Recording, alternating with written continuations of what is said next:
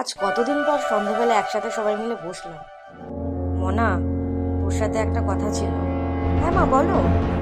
বলছি কি মনা, ঘরে না চাল ডাল প্রায় শেষের পথে, আর তোর বাবারও একদিন মাত্র চলবে ওষুধ। তো তুই টাকা না দিলে আমি কি করে নিয়ে আসবো মনা? হ্যাঁ মা, আমি জানি আমার মাথায় আছে, কিন্তু ব্যাংকে কমিশন এখন এত দেরি করে দেয় যে আমার মাস চালাতে আমি হিমশিম খেয়ে যাচ্ছি মা। কিন্তু আমি কথা বলেছি ব্যাংকে, বলেছে যে 1-2 দিনের মধ্যে টাকাটা পেয়ে যাব মা। এ দিদি, আমার তো টিউশন ফিসটা এখনো বাকি।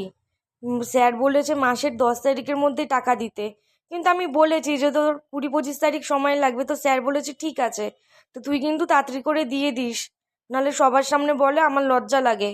হ্যাঁ হ্যাঁ ভাই, দিয়ে দেবো, তুই টেনশন করিস না, আর 1-2 দিন সময় লাগবে। মনা, তোর উপরে এত চাপ হয়ে যায় মনা। আমি তো এখন আর কোনো কাজও করতে পারি